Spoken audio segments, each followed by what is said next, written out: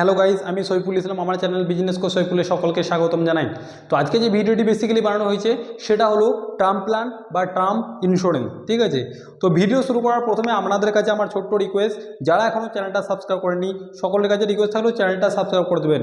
Because আপনার একটা subscriber আপনার কাছে মূল্যবান না হলেও আমার কাছে অত্যন্ত মূল্যবান। চলুন ভিডিও শুরু করছি।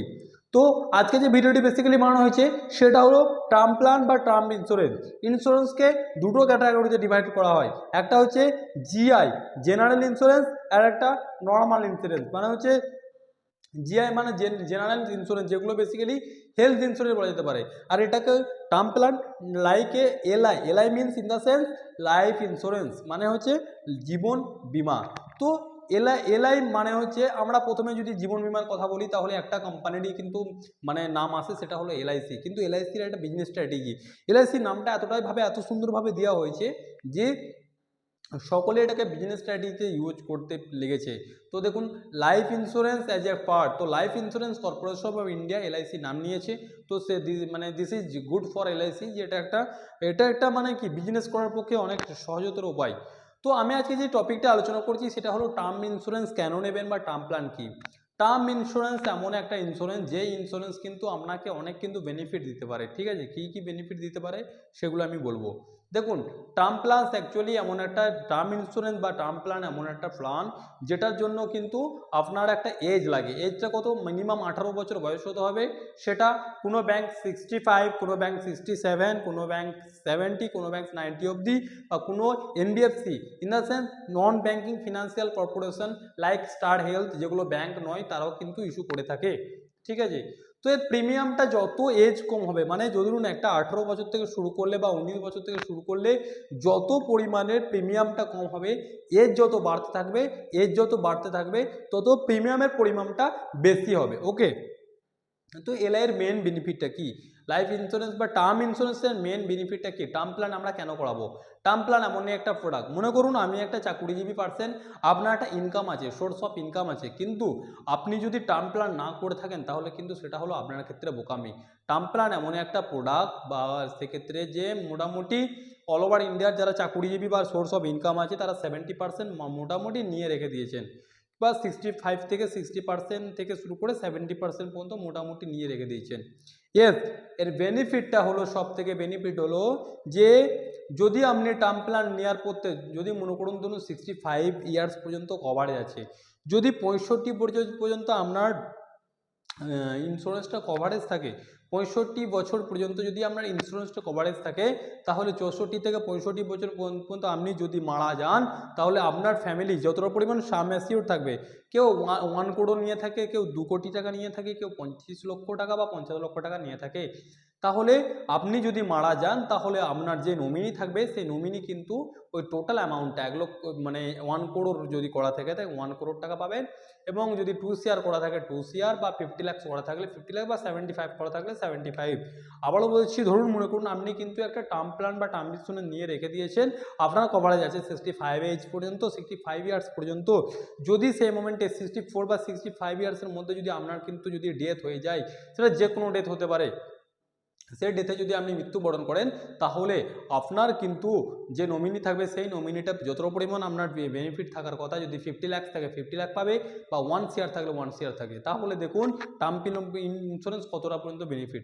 আমাদের জানতে হবে কী কী মানে ডকুমেন্ট লাগে, আমাদেরকে কী জানতে হবে। যদি আপনি কোনো বিজনেস পার্সন হন তাহলে আপনাকে কিন্তু আইটিআর ফাইট লাগবে, লাস্ট 3 ইয়ার্সের আপনার লাস্ট 3 ইয়ার্সের অ্যাসেসমেন্ট ইয়ারের আপনাকে আইটিআর ফাইল লাগবে।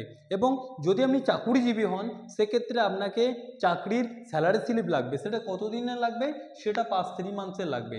লাস্ট 6 মান্থের salary account bank statement, most recent form 16, মানে যদি চাকরিজীবীর ক্ষেত্রে ফর্ম 16 বলে একটা ফর্ম 16 থাকে, সেটাও আপনি কিন্তু অ্যাড করতে পারবেন অ্যাজ এ ইনকাম প্রুফ। ঠিক আছে, 5 নম্বর CA certificate. CA certificate means in the sense chartered account certificate. CA একটা সার্টিফিকেট ইস্যু করে, সেটাকে বলা হয় সিএ সার্টিফিকেট। সেটার দ্বারাও কিন্তু অ্যাজ এ ইনকাম প্রুফ আপনি কিন্তু টার্ম ইন্স্যুরেন্সে দিতে পারবেন।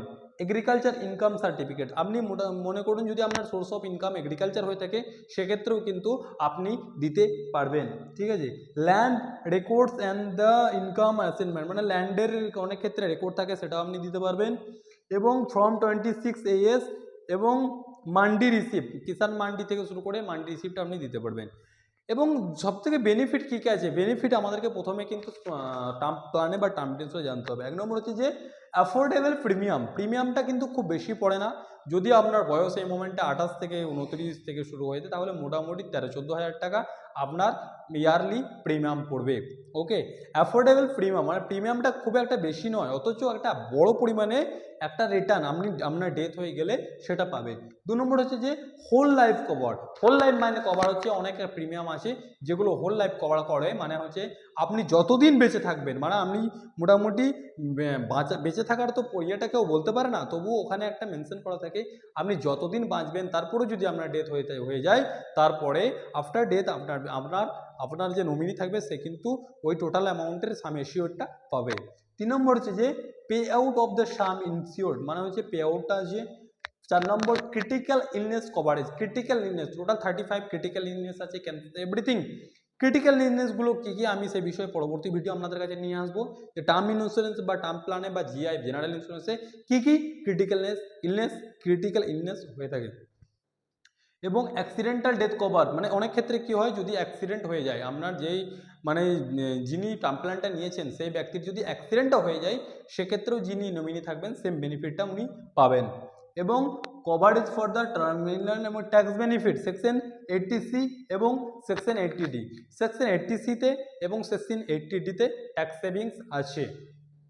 আমি আবার বলে দিচ্ছি, টার্ম ইন্স্যুরেন্স এমন একটা যদি মনে করুন যে আপনি চাকরিজীবী করেন বা ব্যবসায়ীজীবী পারসন, আপনি যদি একটা টার্ম ইন্স্যুরেন্স নিয়ে রেখে দেন কিনা, তাহলে আফটার যদি হঠাৎ করে যদি আপনি মৃত্যুবরণ করেন তাহলে আপনার যিনি নমিনি থাকবেন সেটা ছেলে রাখতে পারেন, মেয়েও রাখতে পারেন, আপনার ওয়াইফকে রাখতে পারেন। সেই ওয়াইফ কিন্তু একটা বড় অ্যামাউন্ট কিন্তু আফটার ডেথ, আপনার ডেথের পর থেকে কিন্তু সেটা পেয়ে যাবে। সেটা 25 লক্ষ টাকা হতে পারে, 50 লক্ষ টাকা হতে পারে, 1 CR হতে পারে বা 2 CR হতে পারে, কোনো অরিজিনে 5 CRও দিয়ে থাকে। বাট যার যত এজ কম, এই মোমেন্টে যদি দাঁড়িয়ে আপনার যদি এজ 18 থেকে 20-র মধ্যে হয়ে থাকে তাহলে প্রিমিয়াম অনেক কম পড়বে, এবং যত এজ বাড়বে প্রিমিয়াম অনেক বাড়তে থাকবে। তো যেসব ব্যক্তির কাছে টার্ম প্ল্যান বা টার্ম ইন্স্যুরেন্স নেই তারা সকলেই কিন্তু টার্ম ইন্স্যুরেন্স করে দেয়। এই মোমেন্টে দাঁড়িয়ে সবথেকে ভালো যদি কোনো হয়ে থাকে সেটা LICও ভালো, ICICI প্রুডেন্সিয়াল লাইফ ইন্স্যুরেন্সের টার্ম প্ল্যানও খুবই একটা ভালো, যেটা সবথেকে মানে ভালো মানে ক্লেম হয়েছে 99.14% ক্লেম হয়েছে ICICI প্রুডেন্সিয়াল লাইফ ইন্স্যুরেন্স। ঠিক আছে, তো যাদের কাছে টার্ম প্ল্যান মোটামুটি আপনারা বুঝতে পেরেছেন, টার্ম প্ল্যান হলো এমন একটা প্ল্যান যে একটা 10 ইয়ার পর্যন্ত আপনার থাকে, সেটা কিন্তু কন্টিনিউ পেমেন্ট করতে হয়। অনেক ক্ষেত্রে দুরকমভাবে হয়, একটা হচ্ছে যে রিটার্ন, মানে হচ্ছে যে আপনার কি অনেক প্রিমিয়াম আছে যেগুলো রিটার্ন দেয়, মানে হচ্ছে মানি ব্যাক রিটার্ন আছে, অনেক ক্ষেত্রে মানি ব্যাক রিটার্ন নেই। কিছু টার্ম প্ল্যান ছিল আগে যেগুলো শুধুমাত্র আপনি ইনভেস্ট করেই গেলেন, প্রত্যেক বছর আপনি ইনভেস্ট করে গেলেন, যদি আপনার ডেথ না হয় সেক্ষেত্রে নমিনিও কোনো পয়সা পাবে না, এবং বাড়ির কোনো আত্মীয় স্বজন বা বাড়ির কেউই কোনো পয়সা পাবে না।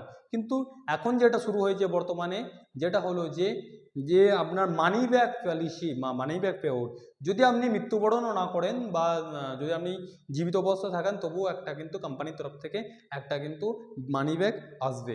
এটাই হলো টার্ম ইন্স্যুরেন্স। তো যেই সব ব্যাপারে ভিডিও চাই আপনাদেরকে আমার কমেন্ট সেকশনে বলবেন, আমি যতটা পারবো আপনাদেরকে ভালো করে ভিডিও দেওয়ার চেষ্টা করবো। সকলে ভালো থাকবে, সুস্থ থাকবেন, জয় হিন্দ।